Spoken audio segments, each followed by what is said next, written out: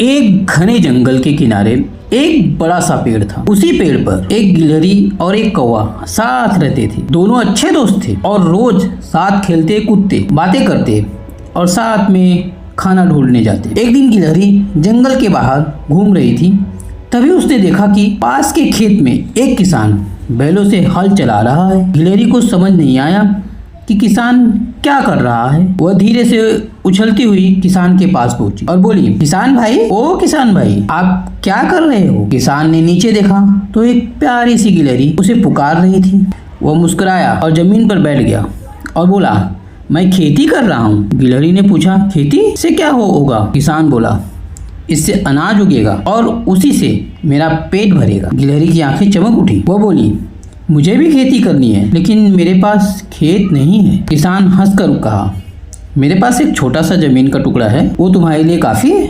गिलहरी खुश होकर बोली, लेकिन हल कौन चलाएगा? किसान बोला, हल मैं चला दूंगा। गिलहरी खुशी से उछलती कूदती अपने दोस्त कौवे के पास पहुंची और सारी बात बता दी।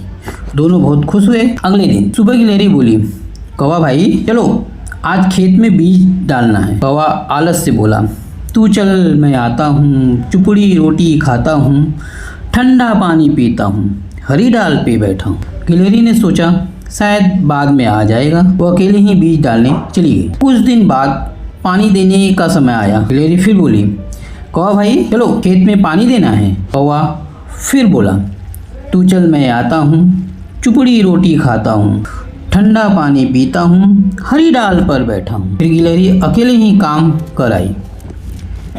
जब फसल तैयार हुई तो गिलहरी ने फिर कहा, कौवा भाई, चलो कटाई करनी है। कौवा ने फिर वही जवाब दिया और गिलहरी अकेली मेहनत करती रही। आखिरी वो दिन आया जब अनाज घर लाना था। गिलहरी बोली, कौवा भाई, चलो अनाज उठा लाते हैं। कौवा पेड़ पर बैठा बैठा बोला, तू चल, मैं आता हूँ, चुपड़ी रोटी खाता हूँ, ठंडा पानी पीता हूँ, हरी डाल पर बैठा हूँ। अब गिलहरी समझ गई कि कौवा नहीं आएगा। वह अकेले खेत में गई और अपना अनाज उठाकर घर लाई। कुछ देर बाद तेज बारिश शुरू हो गई। खेत में पड़ा कौवे का सारा अनाज पानी में बह गया। अब बारिश के मौसम में गिलहरी अपने घर में आराम से बैठकर अनाज खाती रही और कौवा भूखा प्यासा इधर उधर भटकता रहा। उसे समझ आ गया कि उसका आलस ही उसकी सबसे बड़ी गलती थी। इस कहानी से हमें यही सीख मिलती है, जो मेहनत करता है वही सुख से खाता है। आलस करने वाला हमेशा पछताता है। समय पर काम करना ही सफलता की असली कुंजी है।